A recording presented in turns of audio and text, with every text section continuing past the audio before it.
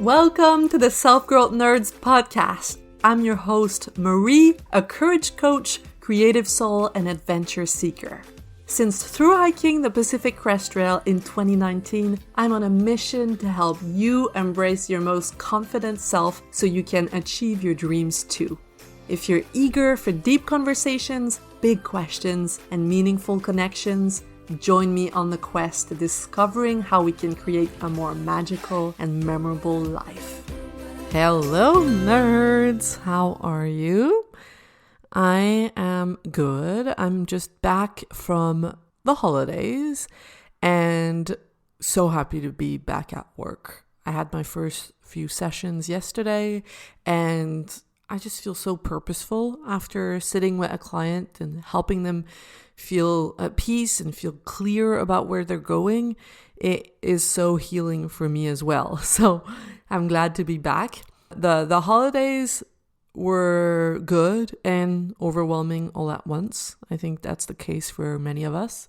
There was way too many social gatherings. Eventually I will learn from this and I would understand that that's too much for me. But that's okay. We're on the other side now, and I will share that my favorite moments were all the afternoons I spent reading on the sofa in the living room and playing Ticket to Ride Legacy with my parents and sister.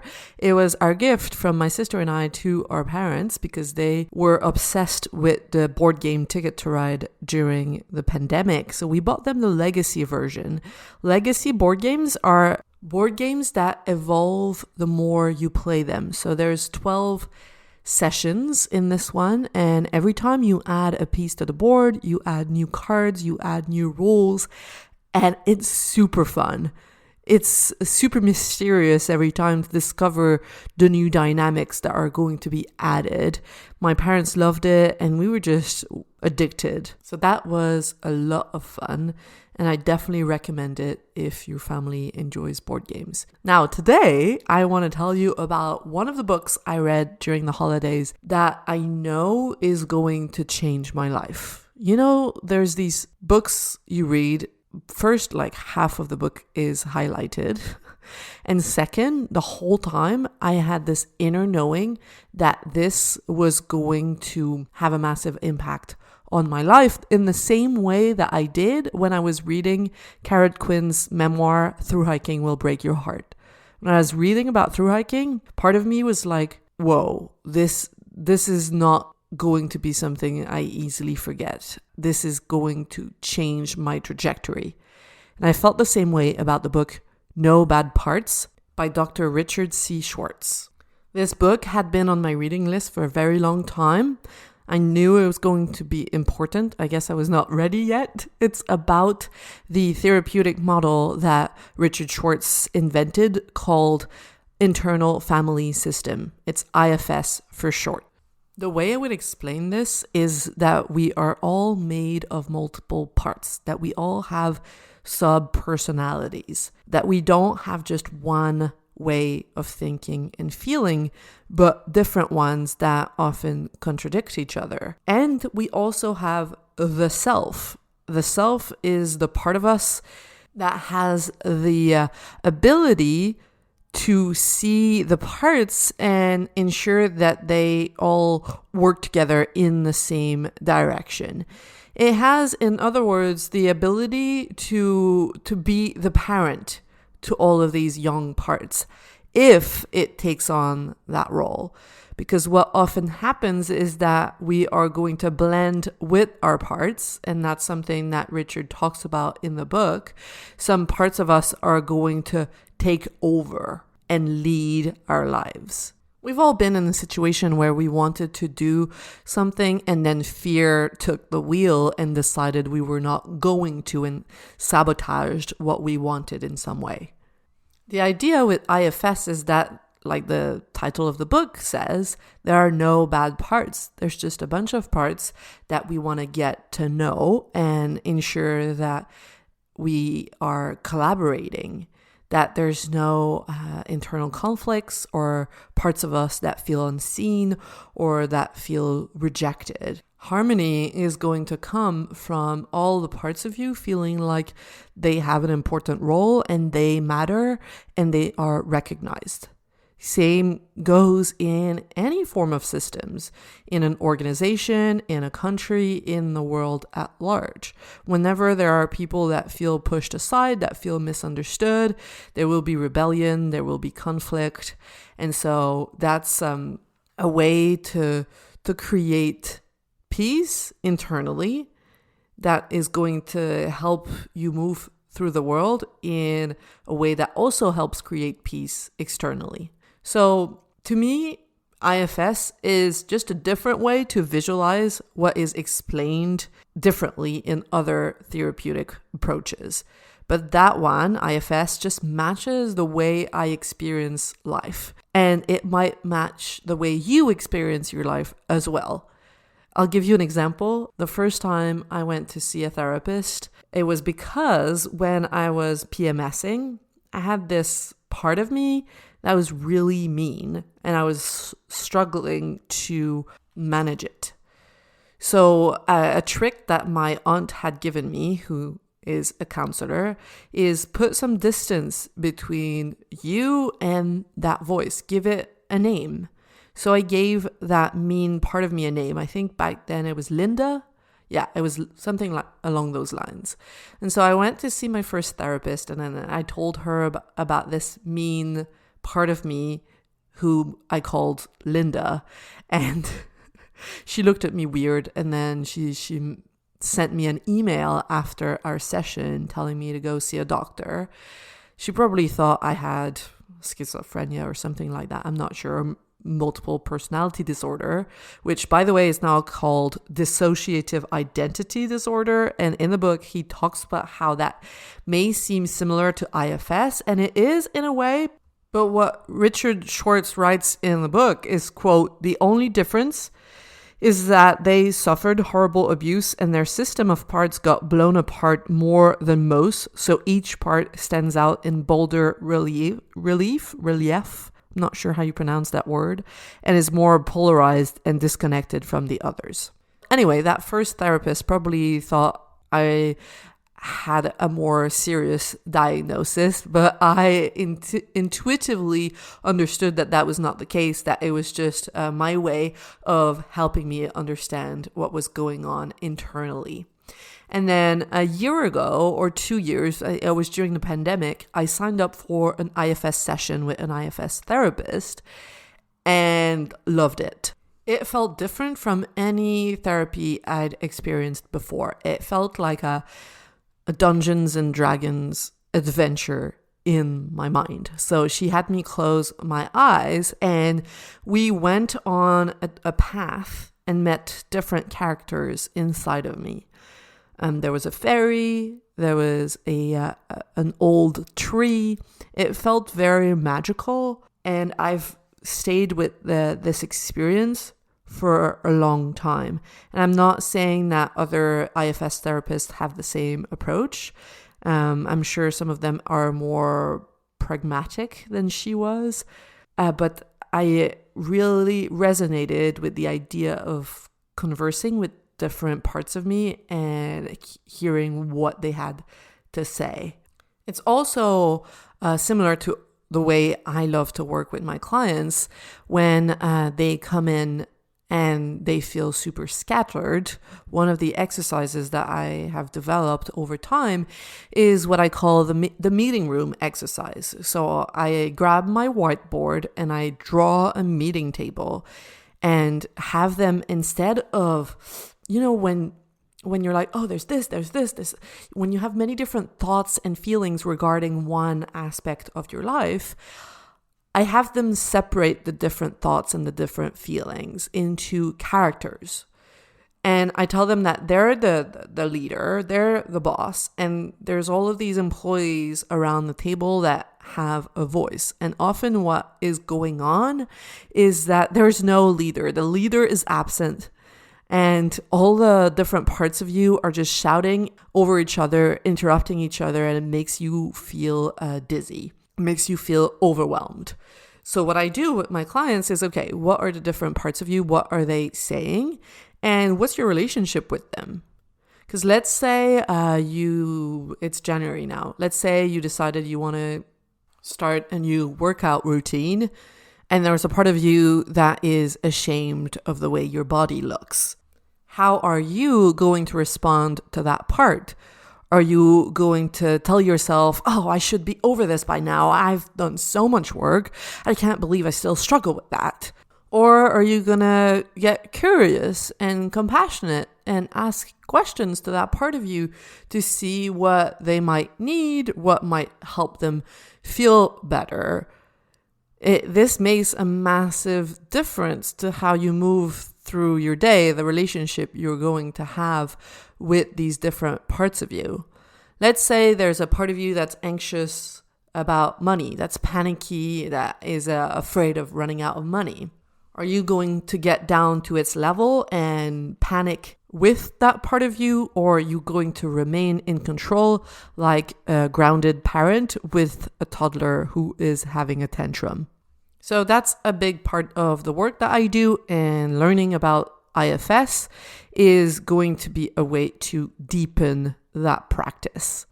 So what I want to do with you today in this episode is tell you about the 3 different categories of parts so that you can start meeting your different parts and getting to know them. And what you can do after listening to the episode is, 2 things. First, you can get the book because it is amazing if you're into that sort of stuff, if it resonates with you.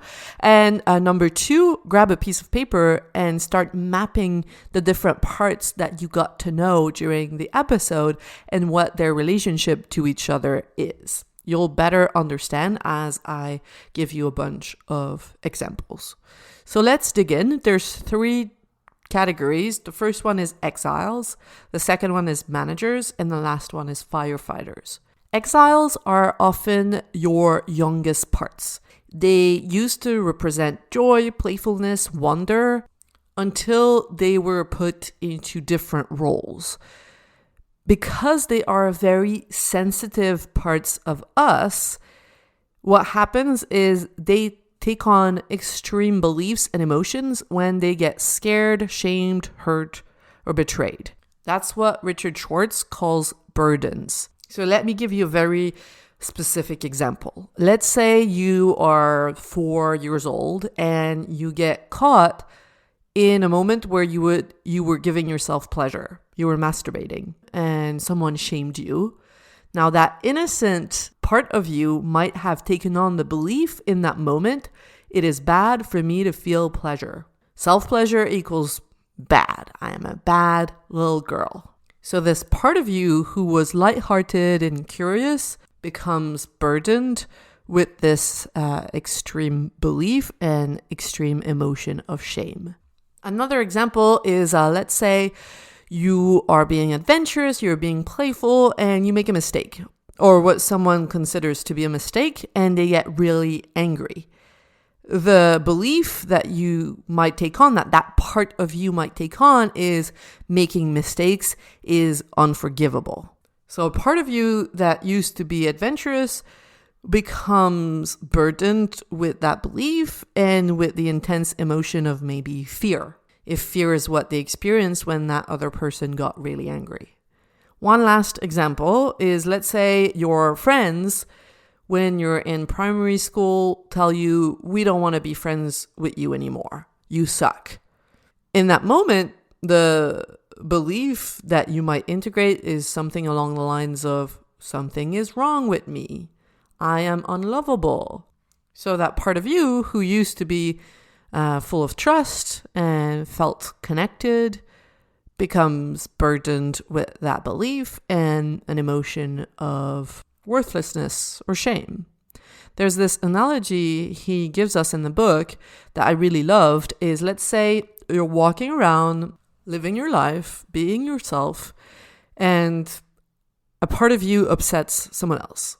So you learn, okay, this part of me doesn't get me the love that I long for. And so you take off this part of you and you put it in a bag. Then you keep moving, and every time you notice that a part of you upsets the people in your life or seems to make you harder to love or harder to take care of, you take off that part of you as if you were a cookie and that was a part of the cookie, and you put it in the bag. All of the parts that seem to make other people uncomfortable or upset, you put it in the bag, hopefully never to be seen again. But of course, that's not a sustainable solution. These parts of you, they want to come out desperately, and they might try to when you have less control over your parts, when you are tired, for example, or maybe when you are scared or shamed in a way that is similar to the original event. So maybe at some point you're 25 years old, 35 years old, and you make a mistake, or someone points out a little mistake in the work that you've done, that same intense emotion of fear might come up. That's not proportional to the event in front of you, but that's the part of you that you've put in the bag that has been repressed, that is coming out. And then what happens is, Richard writes in the book, quote, "Once you have a lot of exiles, you feel far more delicate and the world seems more dangerous because there are so many things and people and situations that could trigger them." This actually brings us to the second category of parts that have put into the roles of protectors and are called managers. Their job is to ensure that the exiles are not awakened and that they don't come out of the bag. So what they're going to do is control your world to avoid triggers as much as possible. They come in all kinds of shapes and sizes. They can be inner critics, so they're gonna yell at you to try harder and be better in the same way that your parents might have done or your teachers might have done in the past, because they know that if you make a mistake, one of your exiles is going to come out, and they want to prevent that. So they might also be people pleasers, for example. They might make sure that you look good, that you sound good, that you arrive on time, that you say the right thing, because they know that if you disappoint people, that might trigger an exile. And they're working really, really hard every day to avoid that. Managers might also disconnect you from your body, so they might make you fall asleep when you're facing something challenging. They might make you just watch TV for hours or drink alcohol or binge eat. They want to keep you numb because they know that if you simply tune into your body's sensations, an exile might come out. And that's not the case for everyone. Everyone is different, and your managers are going to find ways to protect you that are unique. One of my managers, I see her like a secretary, because when there's an aspect of my life in which I'm scared to make a mistake, she's going to take a bunch of notes and gather a huge amount of information that she's going to spend hours and hours over analyzing.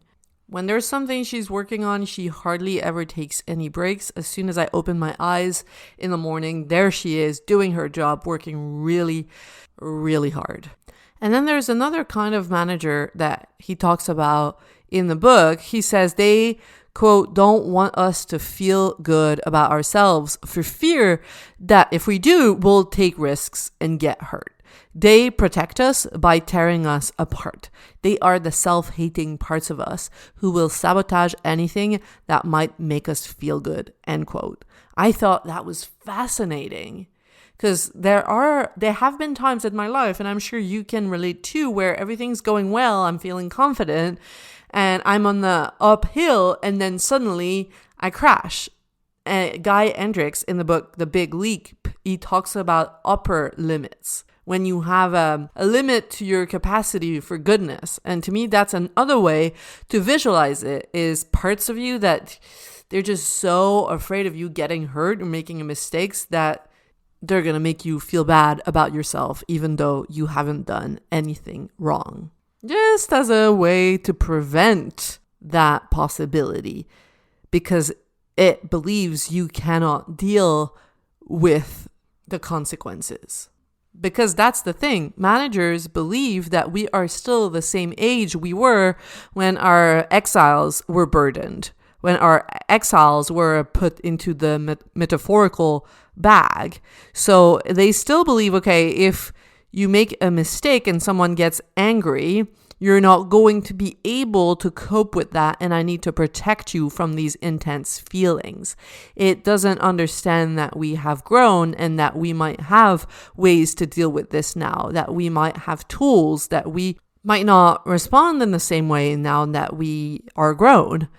But until you make it known to your managers that you're an adult now and that they can trust you, that you've got this, then they're going to keep making you small, and they're going to keep showing up and keeping you in a place where nothing happens. At the end of the day, though, all they want is a break. All they want is to be liberated, freed up from this hard job so they can do something that they really want to do. So some of them might want to be your cheerleaders. Some of them might want to be your advisors.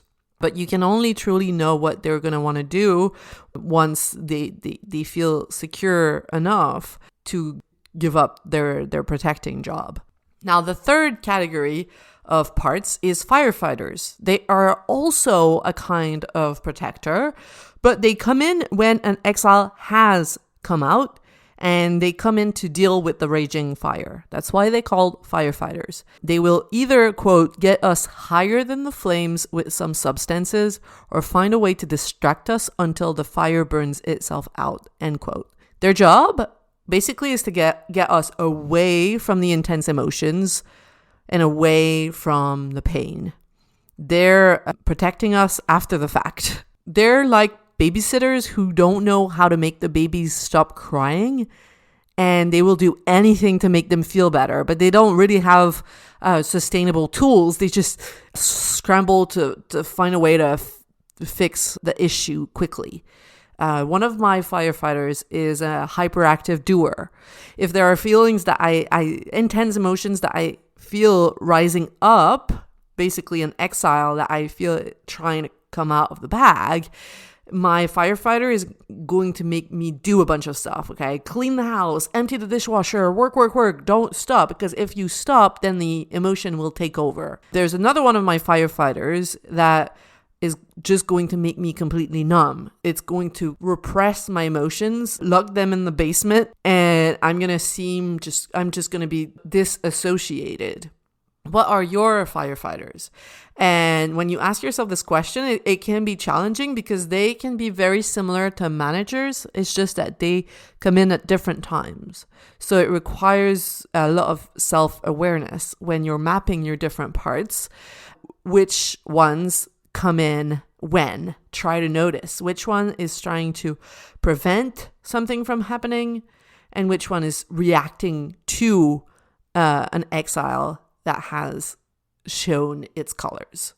Now, firefighters also want holidays. They also want to do something else that doesn't require as much work from them, but they will only do so, again, when they trust you to take care of your exiles. And what your exiles need is different for each of them, but largely it is what they needed back then that they didn't get from a parental figure or from the people that were supposed to take care of them. This is how they heal. But in order to be able to do that, you have to be in self, to practice being self-led instead of protector-led. You know you are self-led when you feel calm, when you feel confident, when you feel clear, when you feel creative. Try to think of moments in the past where you felt self-led and notice how it felt in your body. versus when you are protector-led.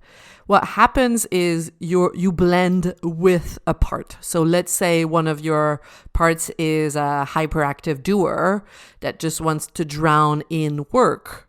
Then you might blend with that part and it just takes over. It's driving the whole system. Same goes with the secretary I was telling you about earlier, the part of me that just gathers a bunch of information and over analyzes it. Sometimes it just takes over and it blends with me. And our practices in the book that teach you how you can access more self, how you can ask your parts to give you more space, to step aside a little bit, so that yourself can be the one who's driving, while being an attentive, compassionate leader to all of your parts, making sure they feel seen, making sure they feel understood, and that their needs are being met instead of ignored. And what is amazing when you are self-led is not only how you feel, but the fact that you're going to see the self in others as well. Your view of others is going to be different than when you are protector-led. When you are protector-led, you're going to see the protectors in others. And it creates separation. And God knows we don't need more separation in the world. This is like the analogy that Tara Brach makes. Our core self is in a spacesuit. The spacesuit represents all the protective mechanisms that we have developed over time. And when we're wearing the spacesuit and we're surrounded by other people in spacesuits, we don't see the real them. We see their spacesuits. And it takes some of us to take off the spacesuit and give other people the courage to do so as well, to show their vulnerability, to show who they really are. And that's why I think this work is so important. So important for you to heal your internal family systems, to heal your relationship with yourself and all the parts of you, so you can show up in the world in a much more grounded and compassionate way. We wouldn't be living in the world we live in right now if more of us worked on that. So I encourage you to get the book, No Bad Parts by Richard Schwartz. There's so much more information in there. And to map your parts, or the parts that you have uncovered while listening to this episode.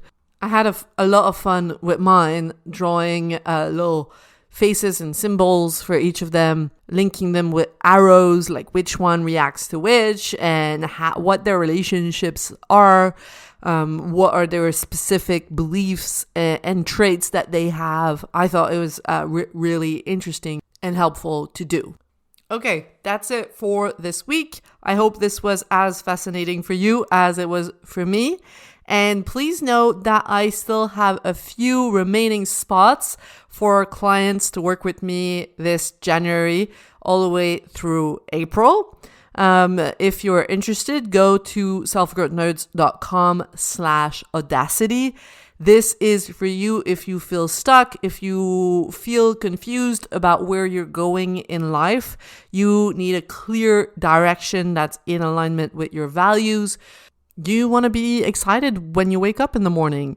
You want to make an impact. You want to bring your gifts to the world in a way that feels meaningful. You want to have deep relationships with the people around you, and you don't want to be stuck in a pointless structure that drains your soul. You want to have a more flexible lifestyle that feels fulfilling, in which you have space to be creative and playful. If that sounds like where you are and what you need, book a free call with me at selfgrowthnerds.com/audacity. And we're going to get to know each other. I'll tell you about my work, and we'll explore together if my approach is the right one for you, and you'll be able to make a decision. Okay? Have a beautiful week, everyone, and I will talk to you soon. Bye-bye. If you love what you're hearing on the Self-Growth Nerds podcast and you want individual help finding a new direction for your life and developing the courage to make your dreams a reality, you have to check out how we can work together on selfgrowthnerds.com or message me on Instagram at selfgrowthnerds. My clients say they would have needed that support years ago. So if you're tired of feeling like you're wasting your life, don't wait. Get in touch now, and I cannot wait to meet you.